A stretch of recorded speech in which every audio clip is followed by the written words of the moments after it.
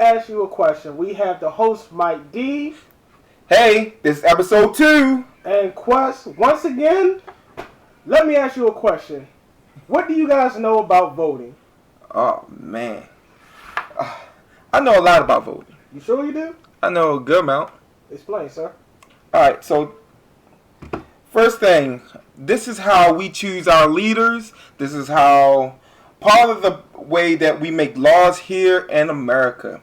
Our democratic republic, alright, not a true democracy, but a democratic republic. The difference between this, a democracy, and a democratic republic is that we vote on the people to actually choose the leadership. It's kind of weird that way. All in all. Now, what do you know about voting as far as the history of it in this country? Let's see. When the country was first founded, only 6% of the population could actually vote. Right. Most people don't know that. It's due to only white Protestant. White male Protestants. Excuse me, white male Protestants who owned land. They were the only ones allowed to vote. That is true. In 1789, when George Washington was elected president, only 6% of the population could vote. Only 6% of the population could vote? Only 6%. Yeah, that sounds crazy. Now, 1790, the naturalization law passed, which explicitly states that only free white immigrants can become naturalized citizens. Wow. Wow. When did black people start being able to vote? 1869. And women? Women began to vote during 1848. Okay. So let me ask you a question. Personal. How you feel about voting? Me personally? Yeah. Everyone's not going to hear this, is it? Everyone's going to hear this. Oh, okay, well, fuck them.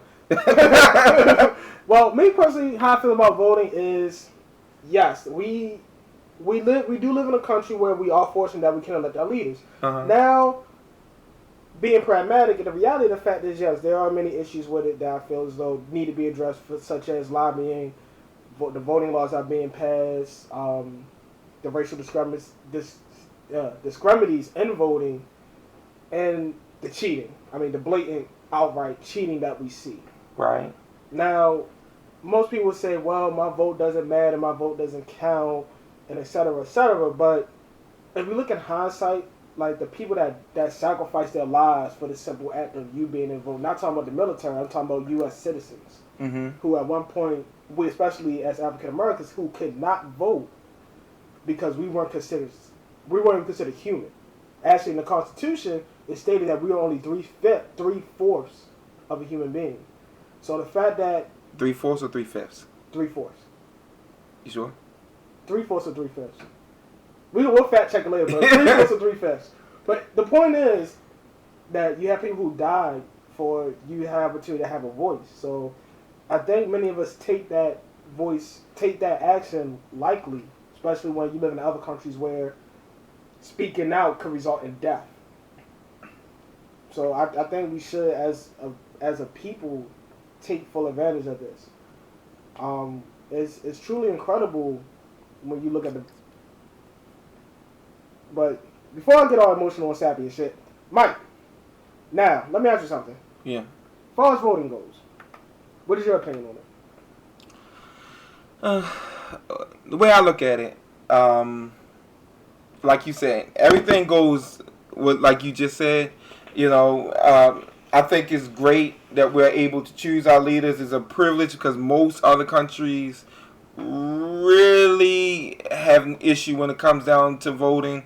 And here in America and maybe in a few other countries, we're allowed to really able to choose our leaders using this democratic process. But I don't think people should just mainly vote and just leave it blank afterwards. I think we have a bad problem in our country where we have people voting, and then afterwards, once the person gets in office, that's it. You know, there's no more interaction between the people. Oh yeah, he said he was gonna get our promise. He said he was gonna keep this promise, but he turned around and didn't keep his promise, so we didn't hold him accountable. Like, why aren't we holding our people accountable when they don't do the job that we hire them to do? You know, or people look at voting and politics and say this is unimportant. To me, you know, what about this? What about me making this dollar? Well, if you're hiring someone to make the laws for your country, it affects how you make that dollar.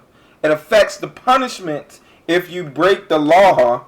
So you should basically, you know, I want to know and make sure by voting and and checking and following the people in politics after voting that they have the best interest, and if they are not going to have the best interest for me, my family, and my community, then we need to get them out of there. Well, that's what I think. Not saying it's a problem, but I think that's where the lines draw between who people vote for. Because when you say what's my better interest in my community, we had to announce the fact that your economic status, your skin color, all these things play a factor into the demographics of voting. So when people say things in terms of what was benefiting for me or my community, it really depends on what you and that community entail of. Because just for an example, if I was a wealthy white male, of course I'm not going to vote for Democrat because it's going to go, in some way it's going to go against my better interests if I'm a business owner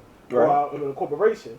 Versus if I'm you know, in the middle class and a person of color, it would be against my interest to vote for certain Republican ideals. So I think that we have to get out this mindset of what team I want to pick versus just looking at the Congress, the Supreme Court, the government itself as a whole entity, and look at what is beneficial for all of us, what will bring us all together, what is beneficial for all of us as not just as a nation but as a species, the human species, to move forward. It's many, for us, a history of voting, guys. I really want you to check this out. It's at kqed.org. It shows major events in the voting line history, in the history of voting, and it's incredible when you see that, you know, certain people, Native American Indians, a prime example, had to relinquish their culture to become a citizen in which their land was invaded. Like, that's just these things that entitle voting, these horrendous laws that were passed. Prime example was in around 1920s, where in the South, a group of African American women who tried to vote were beaten by elected officials for going to vote. Wow. So I think we as a people take these things unlikely. Actually, I'm sorry, it's the exact year is 1926, and even further years down in the 60s, the 70s, in the 50s, where some of us have grandparents, great-grandparents, even some of us alive today can see these things transpass, and it's just incredible. Like, I really think voting is not just a privilege, it's a right as somebody who lives in this land, that you take responsibility for what goes on around you. Hey, so let me ask you this question, right? When you're voting for a guy, do you vote based on how the person makes you feel, or do you take a good look at the candidate and vote according to policy? Me personally, I vote on what are you going to do, not just for me, but for everybody else around me. Mm-hmm. Prime example right now, not playing favors, anything, would be somebody like Donald Trump, for prime example, which he stated numerous times. You know, these people shouldn't be allowed to vote. We need to get these people out of the country. You know, Muslims, those of Hispanic heritage, black people, all these things. Now, some people would agree to that, depending on what side how you feel about. Some people would agree to that, but his policies overall, in my opinion, don't seem to work. So, like, this has been my experience when I'm especially talking about Donald Trump. A lot of people just jump on in his bandwagon because he's on television a lot. You know, he's a favorite TV star. They don't really take a look at his policies, and then they're real quick to just it's the Mexicans' fault. Let's blame them instead of really look at what he's actually saying and look at how divisive he is. A lot of people don't take the time to look at people's policies, and they don't take the time to really engage in the voting process. I mean, so I don't mean to cut up. Before we continue, please, this is not a rant on Donald Trump. Before you start flooding our page with comments. Oh no! Forget that. You can. I'm gonna flood. You can flood the page, whatever comments you want to say, because I'm trying to tell you, honestly, it is a rant on Donald Trump. I don't like the guy, and that's my opinion. And here's the thing. I agree. Everybody's entitled to their opinion. Now, what I disagree with is when two adults cannot have an intellectual conversation or discussion on a topic without resorting to childish banter. Not saying that's what we're doing now, what other people have done. I'm just saying. I'm just saying. Donald Trump, honestly, how can you have an intelligent conversation about Donald fucking Trump? Anything is possible. Like that's an oxymoron right there. It's an oxymoron. You can't say intelligent and then put Donald Trump up there. Okay, honestly. All right, moving on to Donald Trump. Honestly, but no, and just in think. All right, that's fine. I mean, let's look at Hillary for instance, because I'm not a fan of hers either.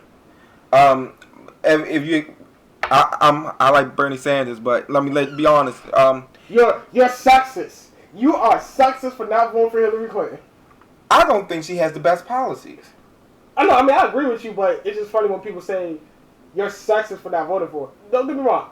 I feel as though anybody can be qualified to be president. Heck yeah. Whether you man, woman, whatever. It really doesn't matter. You can be a hermaphrodite and vote for president. I don't know what to call you, but no offense.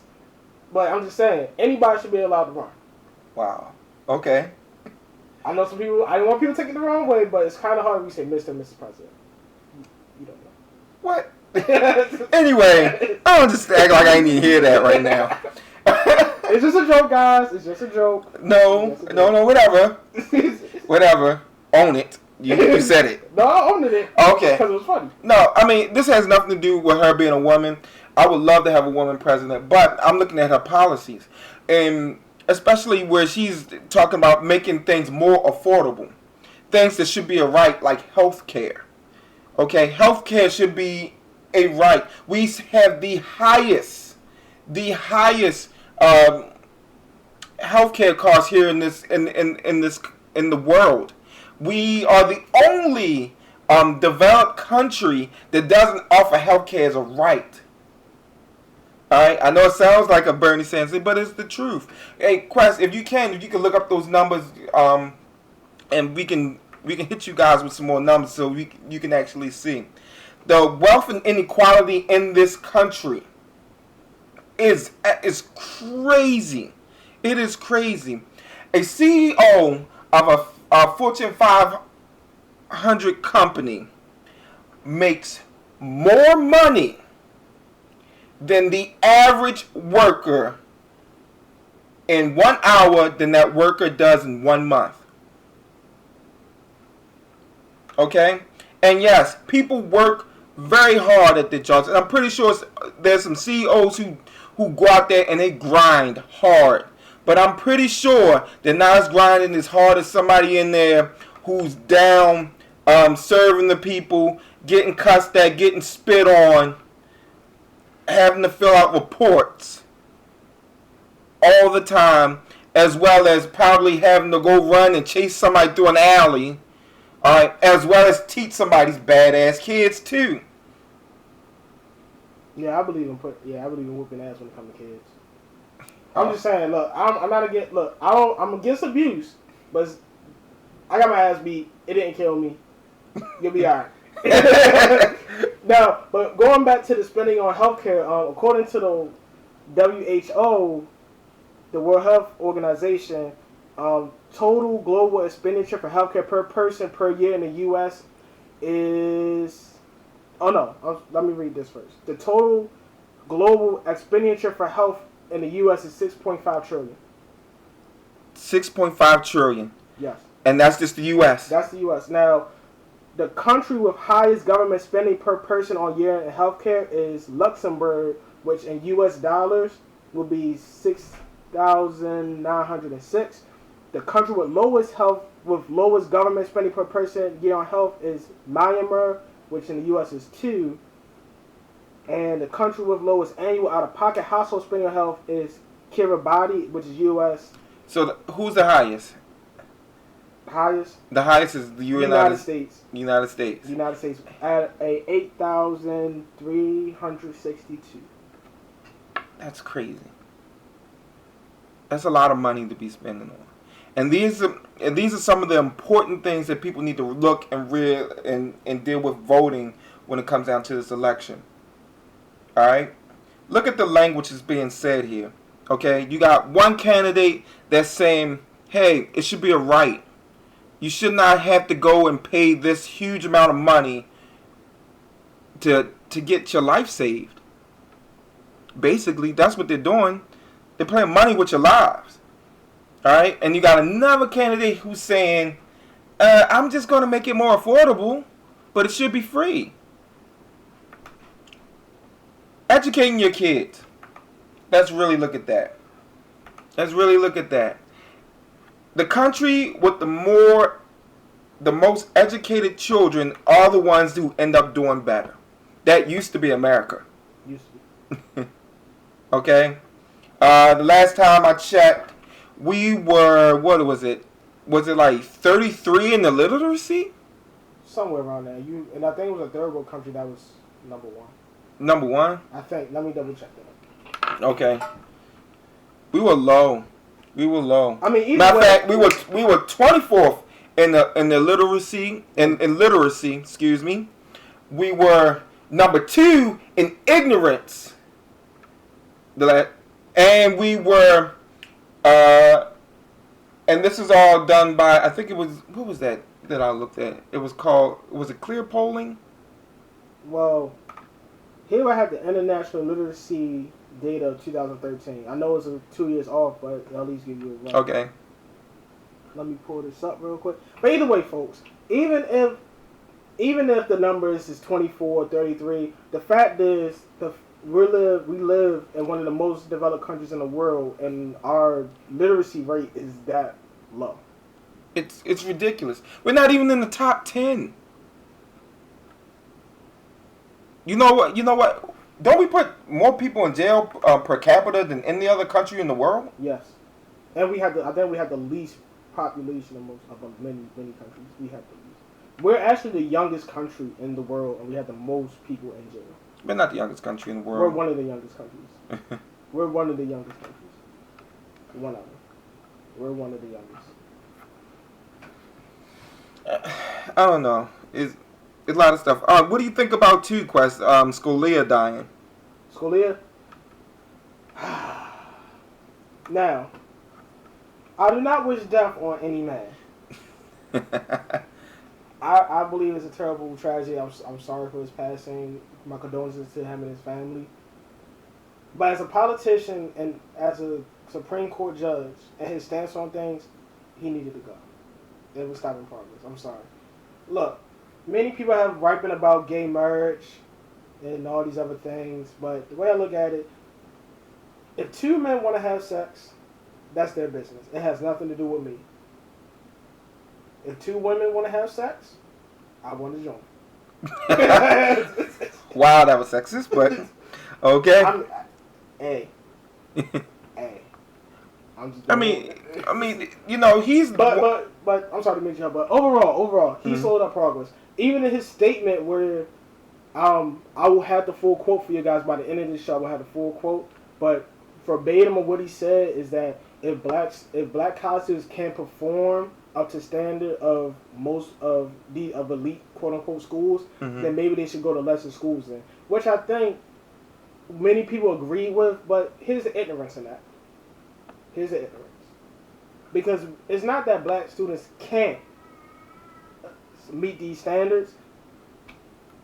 We have to really look at it. You have to delve deep into American history and the laws that were passed that held people of certain people demographic back, that set them back many years. Slavery was already won, but then you had laws that were passed that allow white white people to buy homes and build communities, which the government gave them money.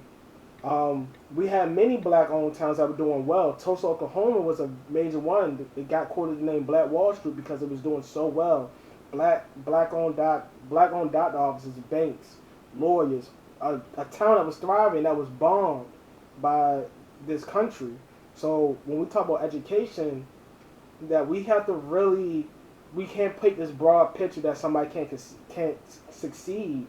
We have to really look at the laws and things that were done purposely to hold a demographic of people back, which is by definition racism. Racism is by definition is the oppression of a group of people based on their skin color. So that's in itself is a clear sign of racism, that you purposely oppress people and subjugated them so they won't advance. So Okay. I mean, I'm trying to figure out here. Trying to look it up as I go along too. The Voting Rights Act. So Scalia, he did go against that. He definitely went against it. A matter of fact, he didn't he spearhead taking it down. I wouldn't be surprised. Well, after he spearheaded actually getting rid of that Voting Rights Act, immediately after several southern states enacted unfair legislation, especially dealing with voter ID, that prevents minorities and even elderly people who don't have proper identification from voting. They like to harp on, I want to say the Republican side, like to harp on, well, we have so many people committing voter fraud. Well, out of 300 million people in the country, I think they found something like 8 acts of voter fraud, period. And they all seem to be, I don't know, kind of made up. They seem to be in voter error. I mean, this is a situation where that is less than 1% of voter fraud here in America, and yet they keep trying to find these inventive ways of stopping minorities from voting. Well, during the time period, it wasn't just minorities. I mean, currently it is, but if we go back to the literacy test that were required for voting, especially in the South during the Jim Crow era, it prevented many many black people and poor whites from actually voting. Now, this to me is interesting.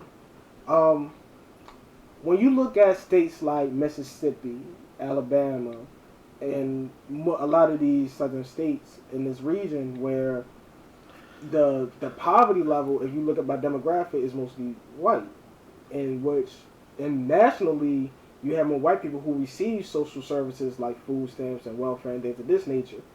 So when I hear people in these areas that, I'm not knocking anybody's voting affiliation, that are Republican but live in these conditions, I find it amazing that you purposely choose to vote against your best interest.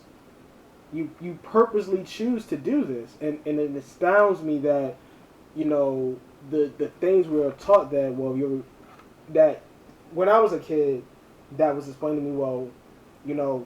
These group of people vote Republican, you're supposed to vote Democrat.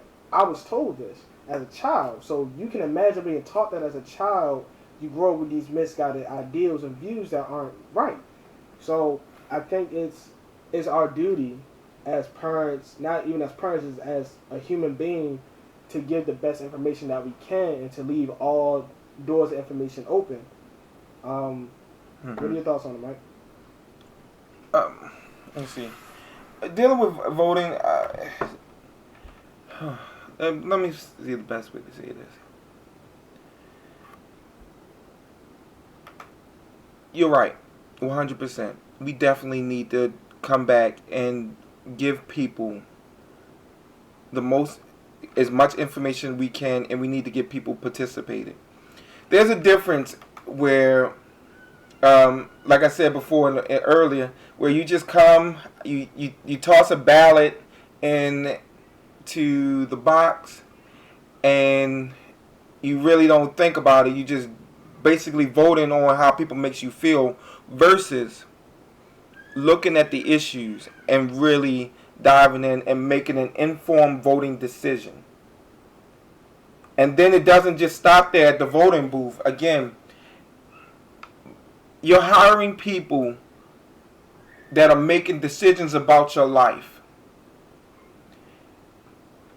I want to make sure that this person that I am hiring is going to help me get further along in life than where I am. Without choosing sides, because sometimes Democrats get up in their butts about everybody needing to be on welfare or not having to work to get anything. A lot of spending. They do get like that sometimes. But I just want to look at the candidate and say, okay, how exactly will your policies benefit me and my community?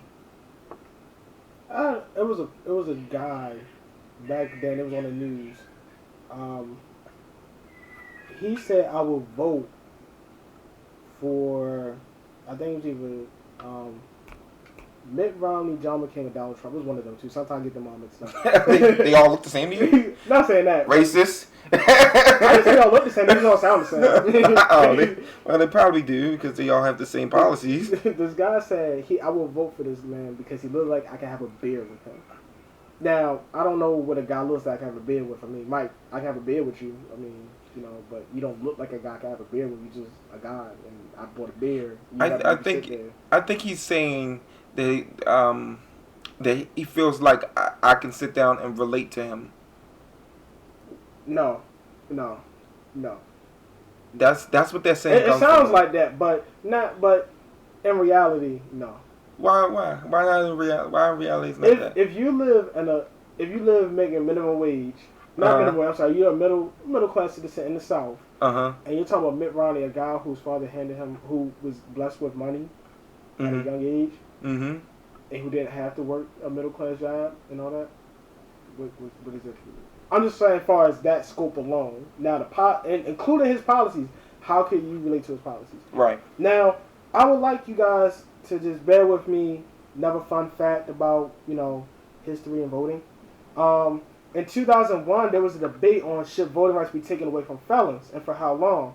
Now, in California, felons were prohibited from voting while they were in prison on parole, but in southern states especially, a person with a felony conviction was forever prohibited from voting, and these laws happen to be a legacy of post-Civil War attempts to ban African Americans from voting.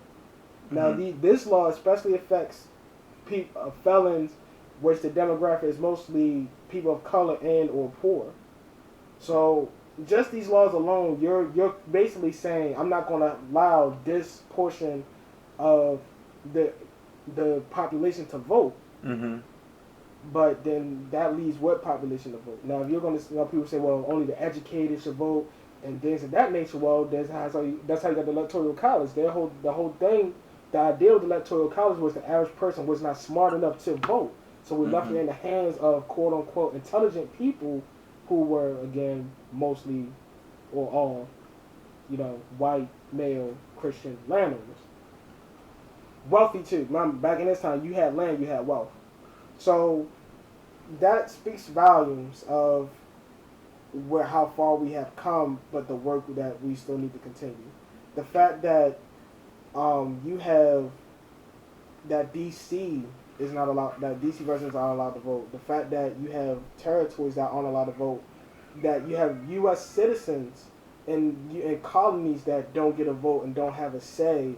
And in this thing is ridiculous. Their citizens, if they're paying taxes, you have a right. I feel as though you have a right to vote, no matter where you live. If you live in a U.S. colony, territory, and or the states, and you pay taxes, you have a right. So, like when we saying territories and people like that, we're talking about the people in Panama. We're talking about the people in Puerto Rico, Guam, the American Samoa, the U.S. Virgin Islands. Yeah. All these different territories. All these different territories who, in a sense, in some cases actually have to pay American taxes, and in a lot of cases their people are in our American armies.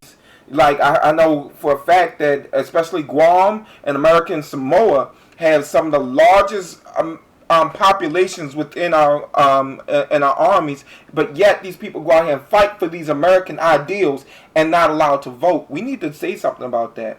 I personally, Guam, and especially American Samoa, all you guys, in my opinion, are Americans. Straight like that. I don't even care how many people try to switch it around or anything else. These people are Americans. U.S. colonies votes matter. God damn it. But another fun fact. In 1961, the 23rd Amendment was passed. It gives citizens of Washington, D.C. the right to vote for U.S. president. But to this day, the district residents, most of whom are African Americans, still don't have voting representations in Congress. So wait. Let's pause here for a second. By law, D.C. residents have a right to vote. By law. You hear that? For everybody in D.C., I want you to know right now that the Constitution, the 23rd Amendment says you have the right to vote for the presidential election. You have that right. And it's a shame that you do not have representation in Congress. That is shameful. That is shameful. And I heard it was one congresswoman who was was spearheading, we're getting residents allowed to vote, which they should. You know what? Honestly, I get angry when people turn around and say, well, I don't vote. Well, why not? Well, here's the thing. I heard people say this, and this is what I asked them. Well, but they constantly complain about the issues going on. They don't like this, they don't like that. So I'm like, why don't you go vote? Well, my vote doesn't matter. So what you gonna do about it? Like that's how I end all those conversations. What the fuck are you gonna do? And you know what? And that's what I try to approach people with. You sit around here and you say my vote doesn't matter. Well, what are you doing? What are you doing to change things? Your vote does matter. There's a whole reason why the Electoral College exists. Okay? I'm going to tell you. Fun fact, didn't mean to cut you off. Any citizen can register to be part of the Electoral College. Throwing that out there. Well, the whole point of it is that in the democratic process of choosing our president, the Electoral College are the actual people who choose the president. Okay? The popular vote, influences the Electoral College because usually people who are in the Electoral College are delegates for several states. Okay? And they're senators within the state, so you kind of influence them. But the fact of the matter is, too, that the whole Electoral College in and of itself is a remnant of white Southern states trying to make sure that they can hold on to slavery. Fun fact, slavery didn't end until near around World War II when it was going against the Nazis, in which which America tried to criticize the Axis powers for saying, well, what you guys doing to the Jews is terrible. Now the Axis powers, this is a footnote, criticized, well, you guys still allow slavery. I was talking to a friend of mine tomorrow, we were discussing this, that this was a major thing, like this throwing down, and well, y'all doing this. It ended well before World War II. Well, no, legally, with the Jim Crow, with certain laws in place, that if me and you back in these times were arrested, we could be put back in the. Well, I mean, no, Jim Crow laws still carried on all the way up until the 60s. I'm not saying Jim Crow laws. I said these were specific laws that were still in place that if me and you got arrested, yes, they are part of Jim Crow. But there's still Jim Crow. So like, slavery ended before World War II. No. I'm not saying it didn't. That's not what I'm saying. I'm saying that there were laws set in place that would allow through the criminal justice system to put you back into slavery, even though it wasn't called slavery. They call it whatever they want to call it. You're doing your time or whatever they want to call it. It was still a form of slavery. It was just legal slavery by law. They just changed the wording around. If you get what I'm saying. I get what you're saying, but officially slavery ended in 1855, December. On paper it did. On paper. All right. On paper. Hey. I'm not saying it didn't end. I'm not saying on paper it didn't end. I'm saying the acts. Wait a minute. World It didn't even act because Jim Crow is still a part of slavery.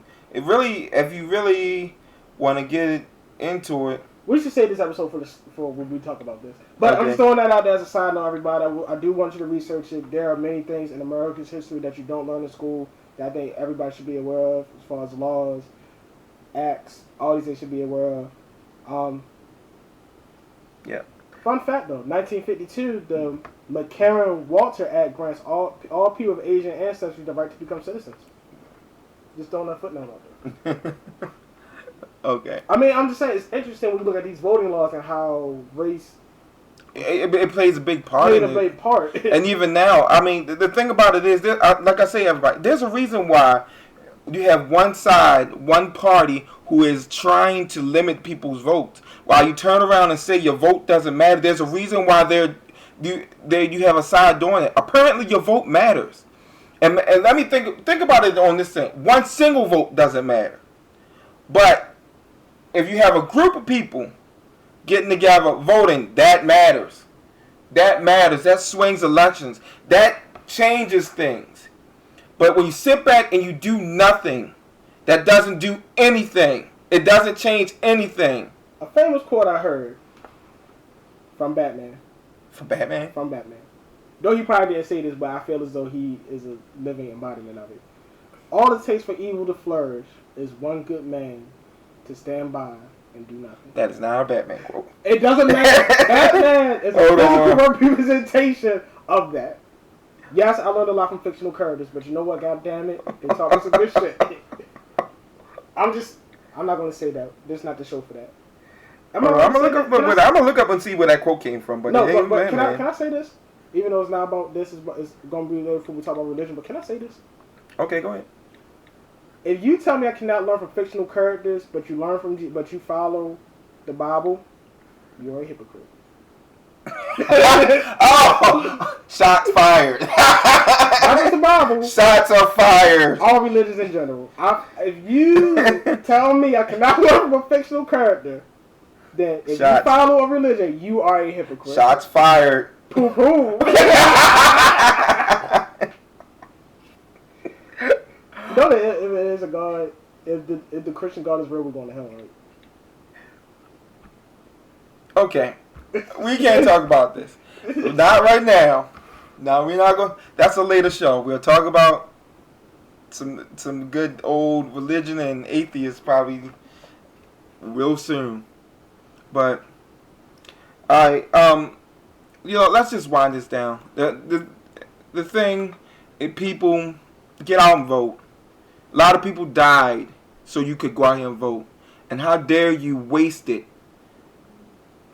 by just going out here and not voting. Alright? How dare you sit back and complain after you not vote. Wow. Of the condition of this country where you did nothing. And I mean nothing to fix it. Alright, so another fun fact. Before we go? In 1896, Louisiana passes the grandfather clauses to keep former slaves and their descendants from voting. Whoa. I know, right? But, people, just piggybacking, yes, how dare you, especially the African American community, how dare us not go out and vote? How dare us not go out and learn when we had many people, not just Martin Luther King that you learn in school, not just Malcolm X, not just Marcus Garvey or Huey P. Newton, but many, many of these men and women, Rosa Parks, Harriet Tubman, many, many great women, many names I can't remember at the moment, many greats of us who sacrificed, who gave up everything willingly so that we can have a future, that we'll be able to stand with our heads held high and be proud of who we are. And for us not to turn our backs on voting is an utter disgrace. It disgusts me that we sit and complain about these issues but refuse to do anything. Get out and vote. Point blank. But yes, please get out and vote. All right. Check the video for all the sources. Leave them. Please comment. Want to hear your thoughts. Yep. Ask Learn Question is our is how you find everything. Our Twitter page is Ask Learn Question. Facebook is Let Me Ask You a Question. All right, with the question mark at the end of it, please. Look at it's the guy with the world on his shoulders. Right. That's how I feel. We're coming up. Our next episode is going to discuss is the world getting worse. It was ran to us on a YouTube video from a comment. Shout outs to that guy. I know you. You know me. Shout outs to that guy. Thank you for supporting it. I really appreciate it. Along with that, we're going to have our video game of the week. Oh, y'all thought we were going to do that, huh? It was all about serious. No, we like to have fun too. We watch anime, we play video games, we do all types of shit. Or see all kind of crazy movies. We might do even a movie review. I don't know. I just saw Deadpool over the weekend. It was amazing. Amazing. Gave me a hard one.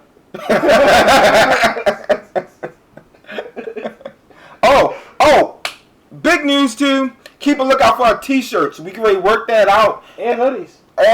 And next episode, we're going to have information on our Kickstarter. All right? Woo. Help us get some equipment so we can produce a quality... Oh, we already produce a quality show. A better quality video for you guys. It's not for us, it's for you. For you guys. We want to give you the best that we have to offer. Definitely going to try to get more links out there for more sources. Definitely try to interact with you guys. And don't forget, this is about the schools, too. Like, we are donating... Out of every episode, we're going to donate money to each school each month. A different school each month. Give them a number. People like numbers. Numbers? I think it sounds more legit if you give them a percentage. No. I'm working out some more numbers. Well, put it like this. Majority of it is going to schools. Yeah. We will definitely, if need be, I believe in this personally, we will put reports out. Can we really do that? Yeah, we can put reports out to show you where this money is going. That's right. We're showing you where it's going, bitches. We're getting involved in the community. Boom. All right. Thank you. All right. Turn up for voting. Turn up. Turn it up. Voting. Vote Bernie Sanders. Bernie Sanders. You gotta give us props for that, though. All right. See you guys next time. Peace.